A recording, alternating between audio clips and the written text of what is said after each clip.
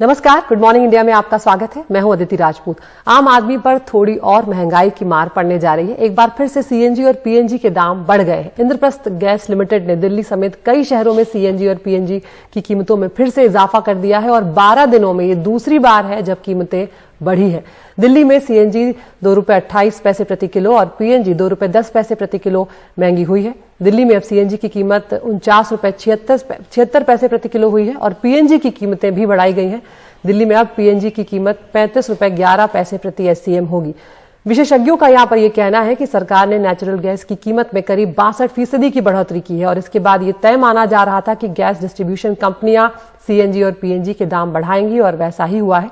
दरअसल अंतर्राष्ट्रीय बाजारों में कच्चे तेल के बाद नेचुरल गैस के दाम भी नए शिखर पर पहुंच गए हैं और इसीलिए घरेलू बाजार में कीमतें बढ़ गई हैं। सरकार हर 6 महीने में गैस की कीमतों की समीक्षा कर दाम तय करती है।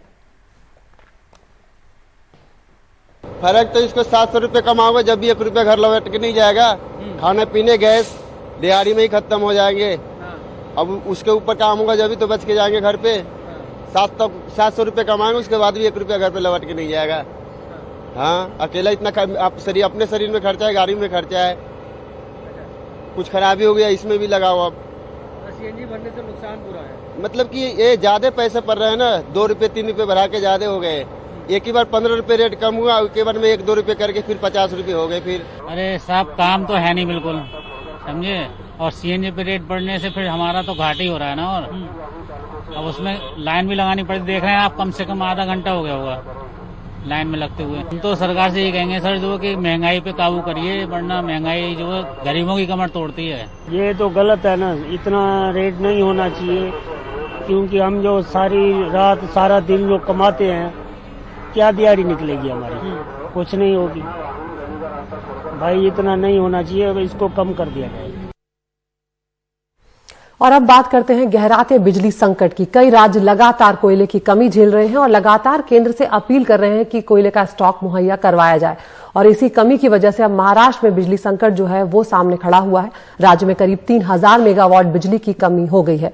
मंगलवार को मीडिया से बात करते हुए ऊर्जा मंत्री ने इसके लिए केंद्र सरकार और बारिश को जिम्मेदार ठहराया है। महाराष्ट्र में कोयले की सप्लाई में कमी का असर ये हुआ कि सोमवार को राज्य में पावर प्लांट के 13 यूनिट बंद रहे। मंगलवार शाम तक ये संख्या घटकर 7 यूनिट की हो गई। लेकिन एक सवाल उठने लगा कि क्या बिजली संकट का ये असर महाराष्ट्र के लोगों को झेलना पड़ेगा। मंगलवार शाम राज्य के ऊर्जा मंत्री नितिन राउत ने प्रेस कॉन्फ्रेंस कर इस कमी के लिए कोल इंडिया के अधिकारियों को दोषी ठहराया। कोल इंडिया लिमिटेड ये जो कंपनी है, ये कंपनी का व्यवस्थापन जो इसके बारे में होना चाहिए, क्योंकि as a company Coal India को भी हमारे जैसी प्री मानसून की तैयारी करनी पड़ती कि बरसात में सभी माइंस बंद हो जाती है। ऐसे वक्त वहाँ जो स्टॉक बना के रखना पड़ता और उस स्टॉक के माध्यम से सारे पावर कंपनीज को जो कोयला दिया जाता वो पर्याप्त रूप से उसका मैनेजमेंट एक ठीक ढंग से कर नहीं पाए। इसके लिए यह परिस्थिति भारत में आई है। ऊर्जा मंत्री ने बताया कि राज्य में करीब 3000 मेगावाट की कमी है और इसके लिए सितंबर अंत में राज्य सरकार ने 20 रुपए प्रति यूनिट में बिजली खरीदी। अब 17 रुपए प्रति यूनिट में वो बिजली खरीद रहे हैं। कोयला लाने के लिए राज्य सरकार ने 1000 करोड़ रुपए दिए हैं। कुछ कंपनियां ऐसी हैं जिनके साथ करार किया गया था कि वो राज्य को बिजली सप्लाई करें, लेकिन उन्होंने ऐसा किया नहीं।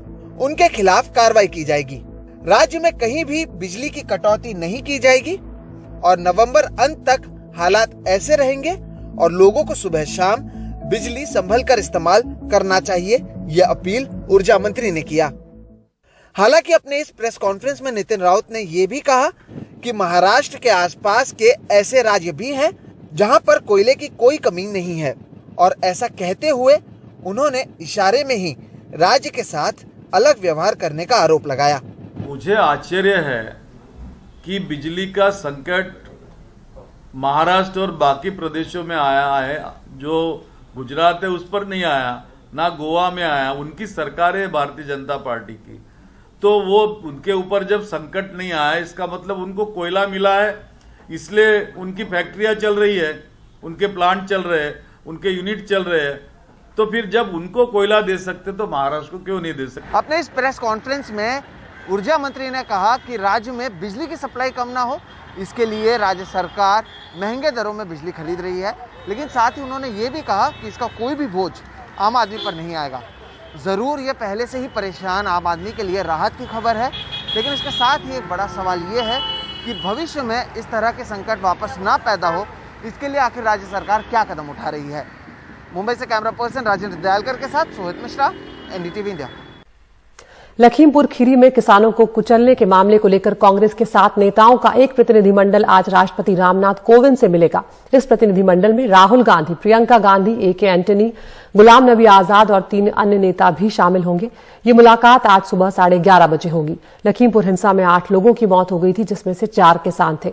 प्रियंका गांधी हिंसा के बाद से ही लगातार केंद्रीय मंत्री अजय मिश्रा टेनी के इस्तीफे की मांग कर रही हैं और कांग्रेस का कहना है कि जब तक टेनी का इस्तीफा नहीं होता वो ये लड़ाई जारी रखेंगे। गुड मॉर्निंग इंडिया में आपका फिर से स्वागत है। मैं हूं शारिक खान। मध्य प्रदेश में नवरात्रि पर सांप्रदायिकता का असर दिख रहा है। राज्य में 2 घटनाओं ने एक के बाद एक उत्सव को कम कर दिया है। इंदौर में अल्पसंख्यक समुदाय के 4 युवकों को एक स्थानीय कॉलेज में आयोजित गरबा समारोह से गिरफ्तार किया गया। एनडीटीवी से खास तौर पर बातचीत के दौरान एक पीड़ित छात्र ने कहा कि कॉलेज ने उसे वॉलेंटियर बनाया था और वो गरबा में शामिल नहीं था। उसके बावजूद उसे बजरंग दल के सदस्यों ने पुलिस के हवाले कर दिया। हैरानी की बात यह है कि बजरंग दल के सदस्यों के खिलाफ पुलिस ने कोई कार्रवाई नहीं की। कॉलेज प्रशासन पर पुलिस ने कोविड प्रोटोकॉल के उल्लंघन का मामला दर्ज किया। वहीं रतलाम में विश्व हिंदू परिषद ने गैर हिंदुओं के गरबा पंडालों में प्रवेश पर प्रतिबंध के पोस्टर लगाए। यहां भी पुलिस ने कोई कार्रवाई नहीं की। पुलिस का कहना है कि इस मामले में कोई औपचारिक शिकायत मिली ही नहीं।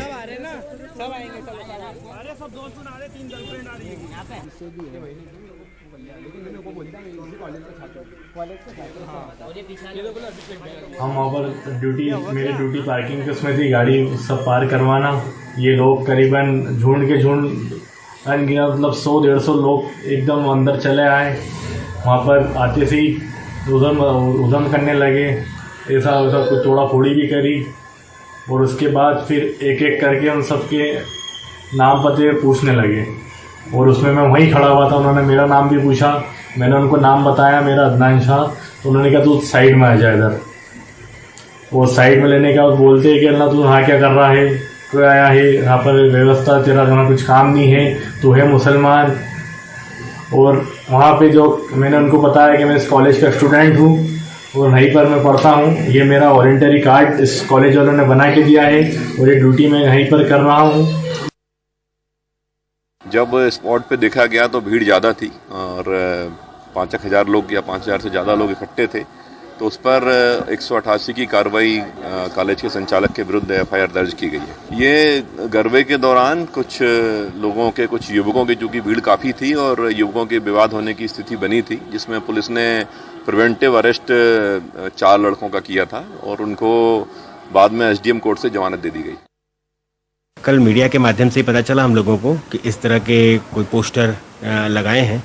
इसमें जो पांडाल संचालक हैं उनसे बातचीत करते उनको किसी प्रकार की आपत्ति होना नहीं पाया गया है। और जो आप ये पत्र की बात कर रहे हैं, इस संबंध में भी आपके माध्यम से ही पत्र के संबंध में पता चला हम लोगों को। इसमें पता लगाया जा रहा है कि ये कौन पत्र लिखा है। हालांकि अभी तक किसी भी व्यक्ति ने इस पर कोई आपत्ति दर्ज नहीं कराई है, न ही पांडाल के संचालक या जो आयोजक हैं उनको भी कोई इस पर आपत्ति नहीं है कि इस तरह के बैनर पोस्टर लगे हैं। लेकिन फिर भी हम लोग जांच करेंगे कि कौन है, ये क्या कारण है ऐसे जारी करने का। अनुराग तिवारी हैं हमारे साथ इस बारे में ज्यादा बात करने के लिए। अनुराग, ये कहां आ गए हैं हम लोग? भारतीय संस्कृति की अगर बात करें तो एक दूसरे का त्योहार मनाने की परंपरा आज से तो है नहीं। और दूसरी बात यह कि पुलिस की निष्क्रियता और पक्षपातपूर्ण रवैया शायद ऐसे तत्वों को ज्यादा हिम्मत और साहस देता है जो इस तरह के काम में लिप्त होते हैं। बिल्कुल शारिक, और यही बहुत बड़ा मुद्दा है क्योंकि लगातार जो मालवा अंचल है वहां हम देख रहे हैं मालवा निमाड़ में किस तरह की घटनाएं काफी तेजी से बढ़ रही हैं।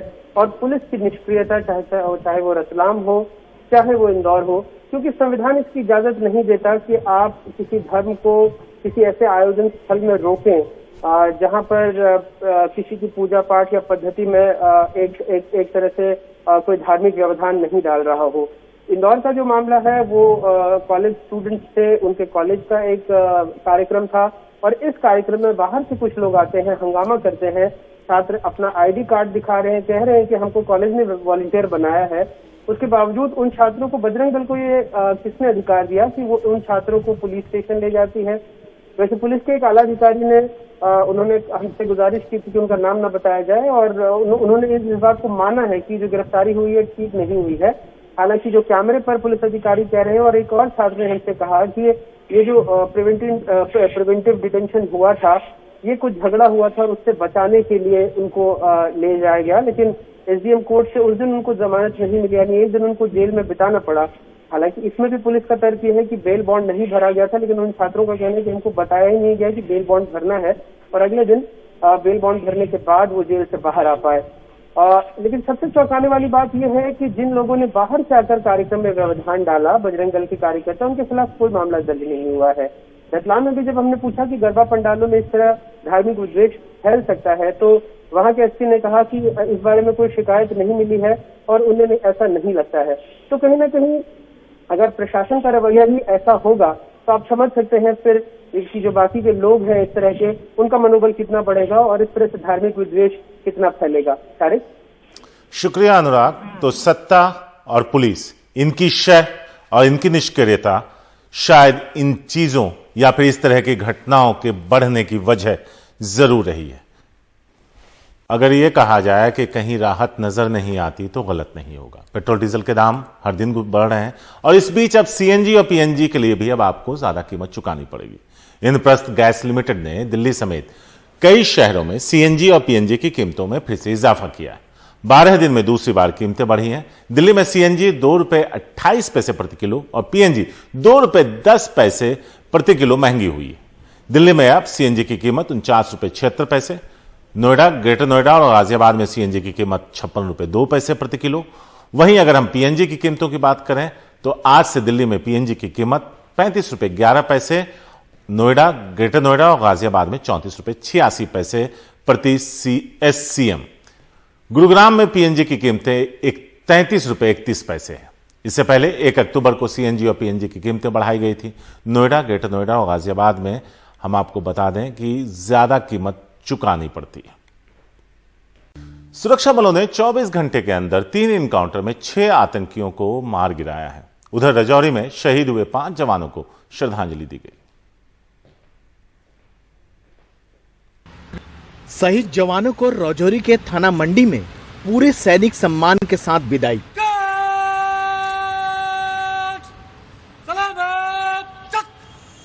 सोमवार को पुंछ में मुठभेड़ में एक जेसीयू समेत 5 जवानों को जान गंवानी पड़ी। आतंकी हमले में नायब सूबेदार जसविंदर सिंह, नायक मनदीप सिंह, सिपाही गज्जन सिंह, सरज सिंह और वैसाख एच शहीद हो गए। आप लोगों को कब पता चला ये? कल 12 बजे। पहले तो पूछा भाई गज्जन सिंह का दोनों फोन आया, मगर 2-3 दिन हो गए अजय नहीं आया। दसता सकता नहीं तो गज्जन सिंह तो गोली लग गई। फिर मैं पूछा, मगर ठीक तो है? कहना ठीक नहीं है। वहीं कश्मीर के शोपियां में सुरक्षा बलों को बड़ी कामयाबी मिली।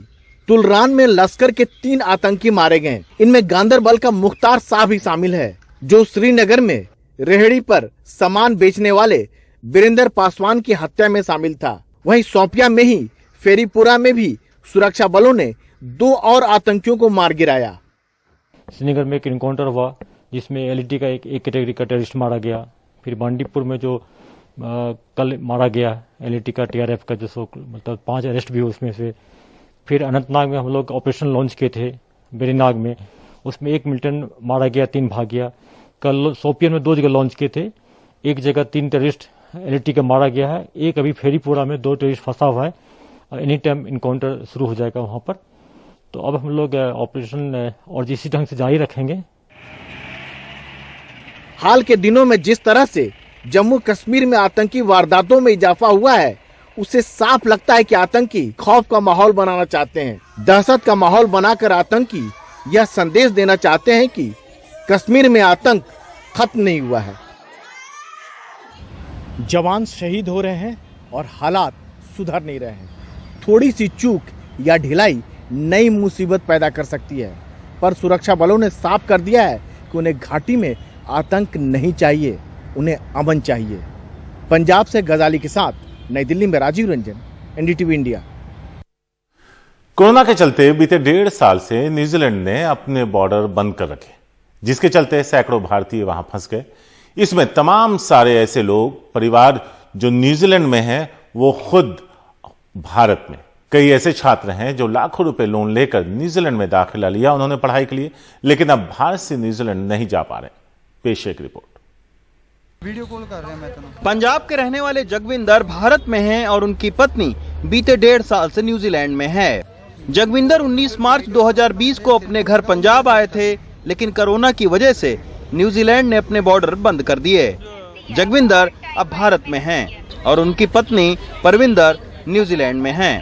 वीडियो कॉल के ही जरिए दोनों एक दूसरे को दिलासा देते रहते हैं।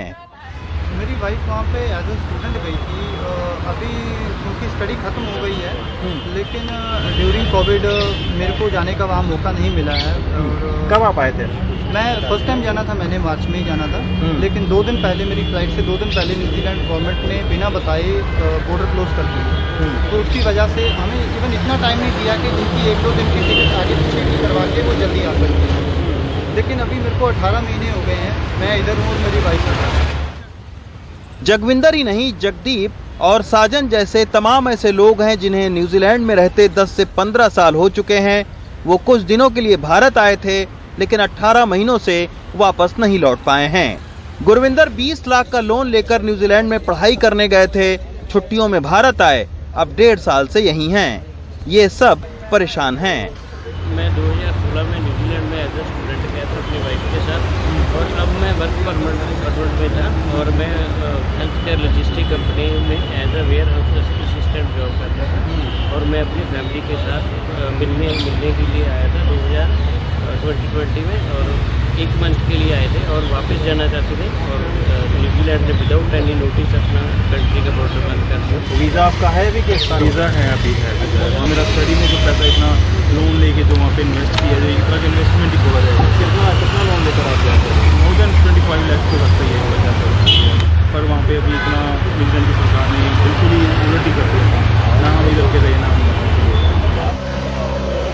इस बाबत कई बार भारत सरकार को पत्र भी लिखकर ये लोग न्यूजीलैंड सरकार से छूट देने और खत्म हो चुके वीजा के नवीनीकरण की मांग कर चुके हैं, लेकिन अब तक कोई हल नहीं निकल सका है।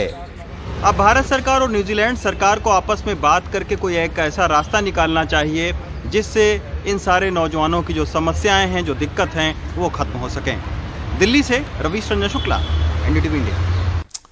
गुड मॉर्निंग इंडिया में 2 घंटे के दौरान हमने आपको कई सारी खबरें दिखाई। अब वक्त है उन टॉप 5 खबरों को आप तक लेके आने का, जिसमें हम चाहते हैं कि आप एनडीटीवी इंडिया के यूट्यूब चैनल पर जाइए, बताइए कौन सी खबर है जो आप विस्तार से देखना चाहते हैं। पहली खबर, लखीमपुर से राष्ट्रपति से मिलेंगे राहुल और प्रियंका गांधी आज। नंबर 2 पर, सार्वजनिक छठ मनाने को लेकर घमासान, बीजेपी अड़ी, दिल्ली से खबर। नंबर 3, मध्य प्रदेश में नवरात्र उत्सव में सांप्रदायिक एंगल।